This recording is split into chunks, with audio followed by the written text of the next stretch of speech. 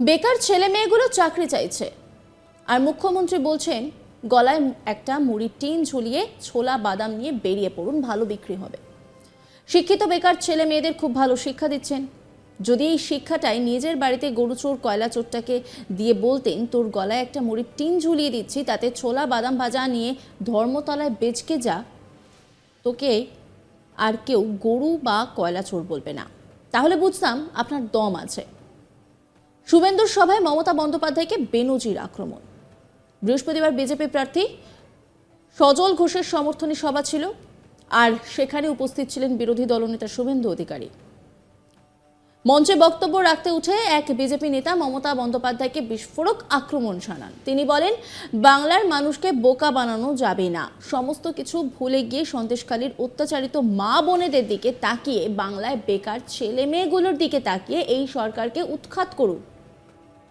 বেকার ছেলে মেয়েগুলো চাকরি চাইছে আর মুখ্যমন্ত্রী বলছেন গলায় একটা মুড়ির টিন ঝুলিয়ে ছোলা বাদাম নিয়ে বেরিয়ে পড়ুন, ভালো বিক্রি হবে।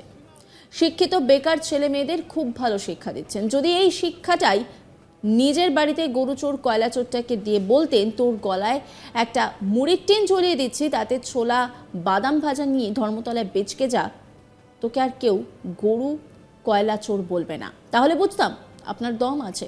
আর এই বিস্ফোরক যে আক্রমণ, সেটা কে করেছে চলুন একবার শুনে নি। বাংলার মানুষকে আর বোকা বানানো যাবে না। মুখ্যমন্ত্রীকে বাংলার মানুষ প্রাক্তন মুখ্যমন্ত্রী করবে, এটা বাংলার মানুষের আওয়াজ, এটাই বাংলার মানুষের গর্জন। আপনাদের সকলের কাছে অনুরোধ, দলমত নির্বিশেষে সমস্ত কিছু ভুলে গিয়ে ওই সন্দেশখালীর অত্যাচারিত মা বোনেদের দিকে তাকিয়ে, এই বাংলার বেকার ছেলেমেয়েগুলোর দিকে তাকিয়ে এই সরকারকে উৎখাত করুন। বেকার ছেলে মেয়েগুলো চাকরি চাইছে, মুখ্যমন্ত্রী বলছেন গলায় একটা মুড়ির টিন ঝুলিয়ে ছোলা বাদাম নিয়ে বেরিয়ে পড়ো, ভালো বিক্রি হবে। খুব ভালো শিক্ষা দিচ্ছেন বেকার ছেলে মেয়েদেরকে, শিক্ষিত বেকার যুব সমাজকে। যদি এই শিক্ষাটাই নিজের বাড়িতে গরু চোর কয়লা চোরটাকে দিয়ে বলতে না তোর গলায় একটা মুড়ির টিন ঝুলিয়ে দিচ্ছি, তাতে একটু ছোলা ভাজা বাদাম ভাজা নিয়ে ধর্মতলায় বেচকে যা, তোকে আর কেউ গরু চোর আর কয়লা চোর বলে বলবে না, তাহলে বুঝতাম আপনার দম আছে। হ্যাঁ, কংগ্রেস ছেড়ে বিজেপিতে যোগ দেওয়া কৌস্তব বাগচি ঠিক এই ভাষাতেই মমতা বন্দ্যোপাধ্যায়কে আক্রমণ করেছেন। তবে এখানেই শেষ নয়। একই সঙ্গে ইন্ডিয়া জোট প্রসঙ্গে তিনি বলেন একটা জোট তৈরি হয়েছে, ইন্ডি জোট। কার পিন্ডি চটকাবে ভগবান জানে। এখানে বলছে চোর ধরো জেল ভরো, আর ওখানে তার কাকা জ্যাঠারা বলছে চোর ধরো, চোরকে বুকে জড়িয়ে ধরো, পারলে গালে দুটো চুমু খেয়ে নাও, কফিতে বিস্কুট ডুবিয়ে ডুবিয়ে খাচ্ছে। আর এখানে বেচারা সিপিএম এর লোকেরা মার খেয়ে খেয়ে মরে যাচ্ছে। অধীর চৌধুরী বুঝিয়েছিলেন বাংলার রাজনীতি পুকুর আর দেশের রাজনীতি নদী। আজকে অধীর চৌধুরীকে খাড়গেজি বলেছেন ওই দেখো দরজা, বেরিয়ে যাও। বাংলা চায় মমতা বন্দ্যোপাধ্যায়কে তাড়াতে।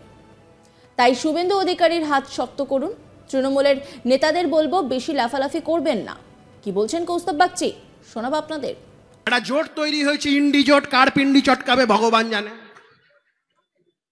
এখানে বলছে চোর ধরো জেল ভরো, আর ওখানে তাদের কাকা জ্যাঠারা বলছে চোর ধরো, চোরকে বুকে জড়িয়ে ধরো, পারলে গালে দুটো চুমু খেয়ে নাও, কফিতে বিস্কুট ডুবিয়ে ডুবিয়ে খাচ্ছে। কি হাসি, যেন বাড়িতে জামাই এসেছে।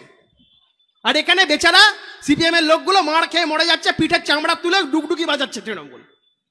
কংগ্রেসের লোকেরা, আমার পুরনো দল কংগ্রেস, আমি যখন দলে ছিলাম আমি বলেছিলাম এখানে যাকে চোর বলি, দিল্লিতে যাকে সাধু বলতে পারবো না। পশ্চিমবঙ্গেও যে চোর, দিল্লিতেও সে চোর, বোম্বেতেও সে চোর। অধীর চৌধুরী তখন পুকুর আর নদী বুঝিয়েছিলেন, বাংলার রাজনীতি পুকুর, দেশের রাজনীতি নদী। আজকে অধীর চৌধুরীকে খাড়গেজি বলেছেন ওই দেখো দরজা, বেরিয়ে যাও। কংগ্রেস আর বামপন্থী মনস্ক মানুষজনদের যদি ন্যূনতম মান ইজ্জত থেকে থাকে, মর্যাদা থেকে থাকে, আপনাদের উদ্দেশ্যে বলবো, যদি ন্যূনতম মান মর্যাদা থেকে থাকে, কোনো দিকে না তাকিয়ে সমস্ত কিছু ভুলে গিয়ে একমাত্র বিকল্প ভারতীয় জনতা পার্টি।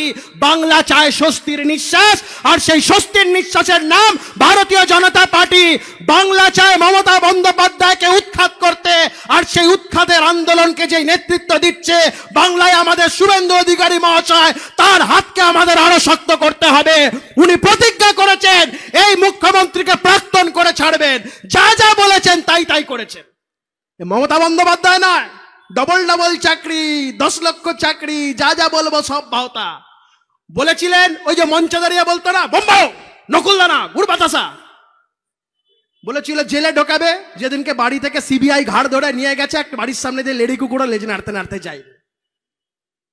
সন্দেশখালীর বাঘ বলেছিল শুভেন্দু অধিকারীর চামড়া গুটিয়ে নেবে। যখন সিবিআই এর খপ পড়ে গেছে, বাঘের বুক এরকম থেকে এরকম হয়ে গেছে, কুই কুই করছে, কাঁদছে বাঘ।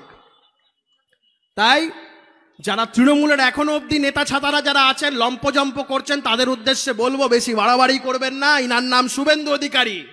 একবার যদি খপ্পরে পড়েছেন, একবার ভেতরে ঢুকবেন, আর যখন বেরোবেন বাড়ির বউ জিজ্ঞেস করবে, ওগো তুমি কে গো, তোমাকে চিনতে পারছি না তো। বেকার ছেলে মেয়েগুলো চাকরি চাইছে, আর মুখ্যমন্ত্রী বলছেন গলায় একটা মুড়ির টিন ঝুলিয়ে ছোলা বাদাম নিয়ে বেরিয়ে পড়ুন, ভালো বিক্রি হবে। শিক্ষিত বেকার ছেলে মেয়েদের খুব ভালো শিক্ষা দিচ্ছেন। যদি এই শিক্ষাটাই নিজের বাড়িতে গরুচোর কয়লাচোরটাকে দিয়ে বলতেন তোর গলায় একটা মুড়ির টিন ঝুলিয়ে দিচ্ছি, তাতে ছোলা বাদাম ভাজা নিয়ে ধর্মতলায় বেচকে যা, তোকে আর কেউ গরু কয়লাচোর বলবে না, তাহলে বুঝতাম আপনার দম আছে। শুভেন্দুর সভায় মমতা বন্দ্যোপাধ্যায়কে বেনজির আক্রমণ কৌস্তব বাগচির। তিনি কি বলছেন শোনাবো আপনাদের। বাংলার মানুষকে আর বোকা বানানো যাবে না। মুখ্যমন্ত্রীকে বাংলার মানুষ প্রাক্তন মুখ্যমন্ত্রী করবে, এটা বাংলার মানুষের আওয়াজ, এটাই বাংলার মানুষের গর্জন। আপনাদের সকলের কাছে অনুরোধ, দল মত নির্বিশেষে সমস্ত কিছু ভুলে গিয়ে ওই সন্দেশখালীর অত্যাচারিত মা বোনেদের দিকে তাকিয়ে, এই বাংলার বেকার ছেলেমেয়েগুলোর দিকে তাকিয়ে এই সরকারকে উৎখাত করুন। বেকার ছেলে মেয়েগুলো চাকরি চাইছে, মুখ্যমন্ত্রী বলছেন গলায় একটা মুড়ির টিন ঝুলিয়ে ছোলা বাদাম নিয়ে বেরিয়ে পড়ো, ভালো বিক্রি হবে। খুব ভালো শিক্ষা দিচ্ছেন বেকার ছেলে মেয়েদেরকে, শিক্ষিত বেকার যুব সমাজকে। যদি এই শিক্ষাটাই নিজের বাড়িতে গরুচোর কয়লাচোরটাকে দিয়ে বলতে না, তোর গলায় একটা মুড়ির টিন ঝুলিয়ে দিচ্ছি, তাতে একটু ছোলা ভাজা বাদাম ভাজা নিয়ে ধর্মতলায় বেচকে যা, তোকে আর কেউ গরুচোর আর কয়লাচোর বলে বলবে না, তাহলে বুঝতাম আপনার দম আছে। কংগ্রেস ছেড়ে বিজেপিতে যোগ দেওয়া কৌস্তব বাগচি ঠিক এই ভাষাতেই মমতা বন্দ্যোপাধ্যায়কে আক্রমণ করেছেন। তবে এখানেই কিন্তু তিনি থেমে যাননি, তার সঙ্গে ইন্ডিয়া জোটকেও তিনি নিশানা করেছেন। সেই প্রসঙ্গে তিনি বলছেন একটা জোট তৈরি হয়েছে, ইন্ডি জোট, কার পিন্ডি চটকাবে ভগবান জানে। নজর রাখুন আজ তাক বাংলার ইউটিউব স্ট্রিমিংয়ে।